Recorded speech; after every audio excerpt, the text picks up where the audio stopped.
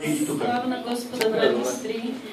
Аз благодаря на Бога, че днешния ден имам възможност да кажа това, което наистина Господ направи с мен 90-та година. Значи на 92 година, на 30 март, станах сутринта да заведа по-малкия си син на детска градина, а по-големи остана в къщи. Когато го заведах и се върнах, влязох в кухнята да приготвя нещо за закуска за семейството си. Но изведнъж аз чух един глас, който ми каза: чадо мое, отиди и си легни. Аз не познах гласа, брати и сестри. Аз не се починих на гласа и продължих да си приготвям закуска за семейството. Втори път същия глас: чадо мое, на тебе казвам, отиди и си легни. Аз отново бях непокорна на този глас, защото отново не познах Божият глас. Отново се обърнах и казах: нечисти души, махни се! Аз съм се наспала, за какво отново да си легна? Трети път, брати и сестри, един много по-строг глас отново ми каза: на тебе казвам, отиди и си легни. Аз отново не познах Божият глас и отново казах: Сатано, махни се от мен, аз вече съм се наспала, за какво да отида отново да си легна? И когато аз отказах и третия път, знаете ли какво стана? Изведнъж върху мен, като че ли някой със събряла вода ме обля, почна да ми треперя цялата снага, ръцете, нозете, нямах никаква сила в тялото. Изведнъж аз чувствах, че ще падна. Леко по леко отидох до спалната, погледнах часа точно 8 часа сутринта, легнах и това не е сън, това е живата реалност, която ще ви кажа днешния ден. Само лягам и изведнъж пред мен аз виждам една колесница с ангел, а той ми каза: хайде сега, качи се в моята колесница. Аз се поочудих и казах: но ти кой си? А той ми каза: аз съм твоят ангел. Всеки човек има свой ангел. Качи се в моята колесница. Качих се, скъпи брати и сестри, в колесницата и изведнъж тази колесница потегли нагоре. 4-5 метра височина над къщата спрях. Като погледнах надолу, аз какво да видя? Аз видях тялото си на леглото, а всъщност се намирам и в тази колесница. И аз му казах: спри колесницата! Обясни ми как едновременно на две места се намирам. А той ми каза: о, нима не знаеш, че никой не може да отиде с тялото си горе при Бога. Само духът ти е при мене, а тялото е нечисто. Тялото става долу на земята.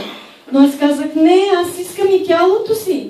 Но той каза: о, не, тялото става долу и Бог вика духът ти да даваш отговор на своите дела.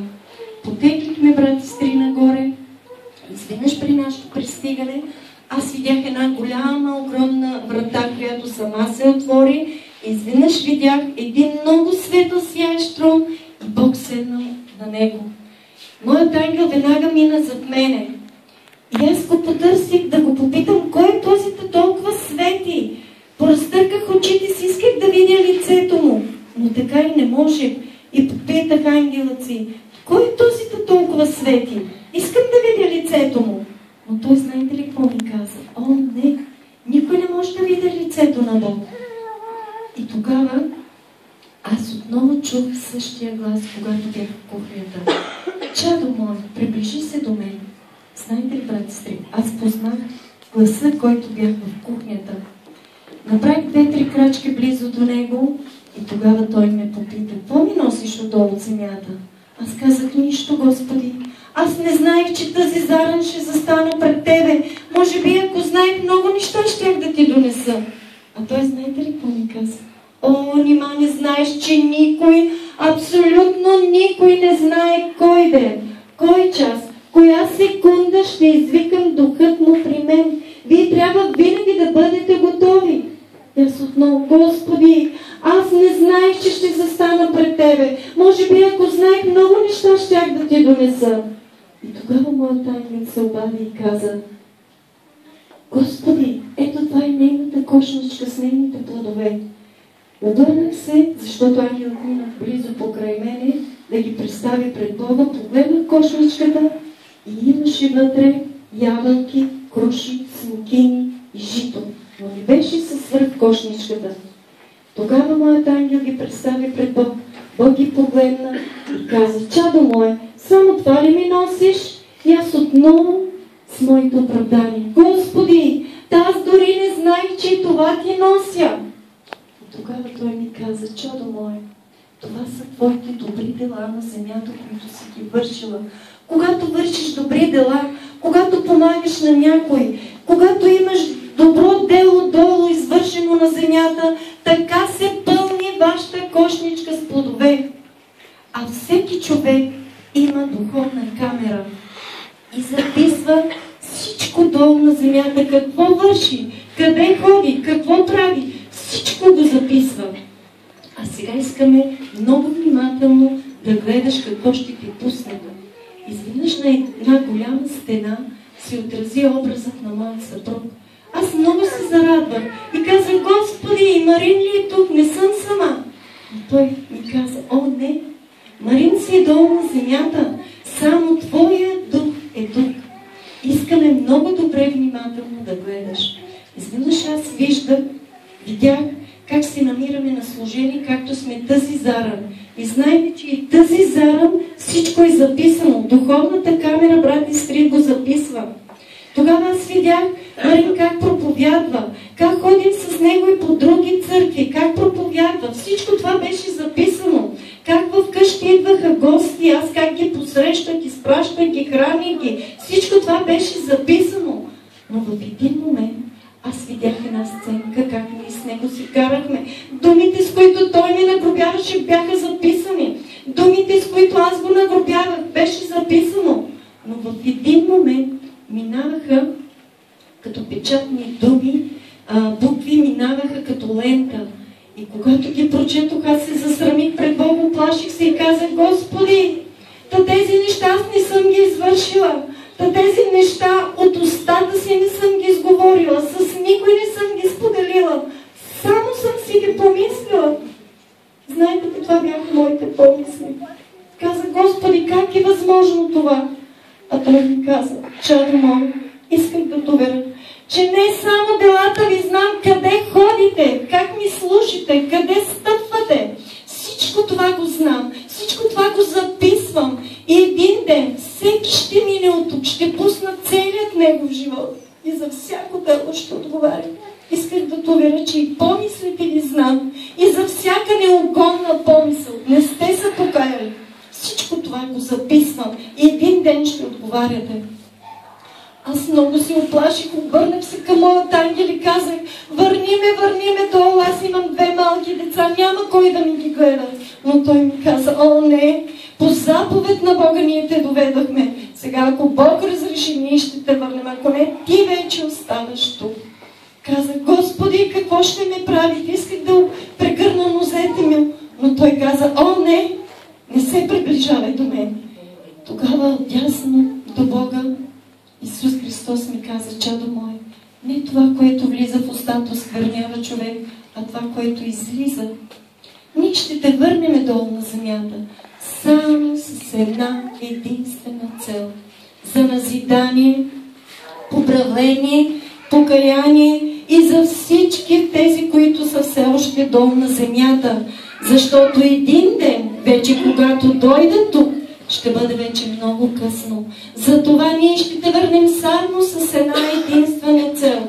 За назидание, насърчение, поправление и покаяние за всички, които са все още долу на земята. Качихме се в колесницата и потеглихме нагоре с моят ангел. Още отгоре, брат и сестри, аз виждам тялото си долу на леглото и Марин, коленичейки до него, се молеше за мен. Бог да върне духа. Аз видях и казах на моят ангел: спри колесницата. А той ми каза: сега какво има? Знаете ли, аз забрах за моите деца, че са малки, че няма кой да ми ги гледа. Аз видях горе при Бога колко е чисто и свято и казах: не, върни ме горе при Бог. Искам отново да си нагоре при Бог. Не искам да се върне духът ми в това тяло. Действително аз го бях видяла, че тялото е нечисто. Но той каза: не, По заповед на Бога ние те заведахме, по заповед на Бог ние те връщаме долу на земята, само с една единствена цел. За назидание, насърчение, поправление и покаяние за тези, които са все още долу на земята.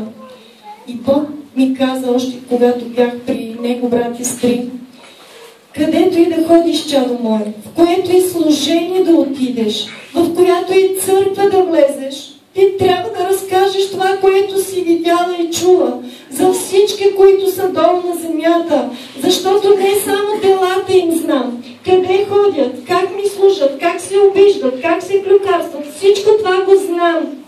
А ще им кажеш, че дори и помислите им знам и за всяка неугодна помисъл ще отговарят. Тогава, брат и сестри, духът ми влезе в тялото, отворих очите си и видях 9:15 часа. За час и 15 минути тялото ми беше мъртво, а духът ми беше горе при Бога. И аз наистина благодаря на Бога, че Бог ме върна. Аз отгледах децата си. Както знаете, пораснаха, задомиха се, имам 4 внуци. Така че аз наистина благодаря на Бога за тази привилегия, че Бог ме върна. Затова, скъпи брати и сестри, това свидетелство не е случайно. Покайте се, няма човек безгрешен.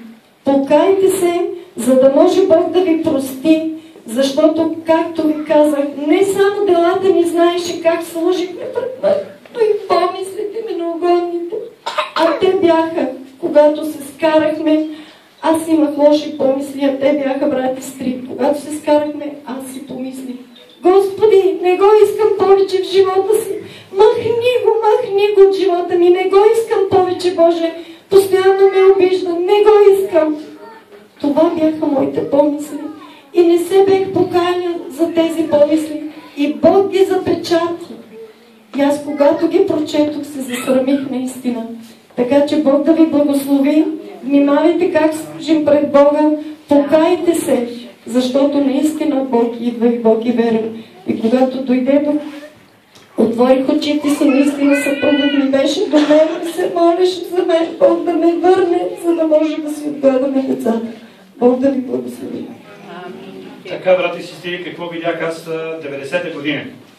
90-та година сънувах сън, че тя умира и Бог я връща. 92-та година на 30 март това нещо се изпълни. Когато Господи каза да легне, да докосне възглавницата, това не беше съна само главата и докосна възглавницата и видя пред нея ангела. Когато напускаше душата й, аз видях и се събудих. Първо се събудих, а после видях, защото тя започна да рита. И ритна няколко пъти и излезе въздух през устата и така. 3 пъти. И след като напусна душата, тялото, тя повече нито мръдна, нито шавна. Аз се сетих за съня, попипах пулса на ръката, но казах си сега съм обърка, няма да мога да го разбера. Тогава на артерията попипах, видях, че никакъв пулс нямаше. Тогава аз клоничих и започнах да се моля: Господи, кажи ми как ще се справя. Господи, кой знае какво ще измисля. Тогава се говореше за сектанство, тогава се говореше за жертви и така нататък. Кой знае какво ще си помислят хората, какво ще измислят. И се обоях за всичко това, но се започнах и продължих да се моля. Точно не знам колко време съм се молил, изведнъж в стаята влезе един вятър, който се движеше въртеливо, влезе в устата и точно когато влезе в устата и стомаха и се изпълни, както футбол, и тогава тя почна да мърда и аз казвам: Анче, какво става? И тя ми разказа това, което чухте. Никой не знае деня и часа, кога ще застане пред Бога. Никой не знае. Затова ходете през всичките 12 часа на деня, така като ходите да не се препъвате. Библията казва нещо друго, което е много важно за вас. Ако не се покаете, никак няма да видите лицето. Бог да ви благослови.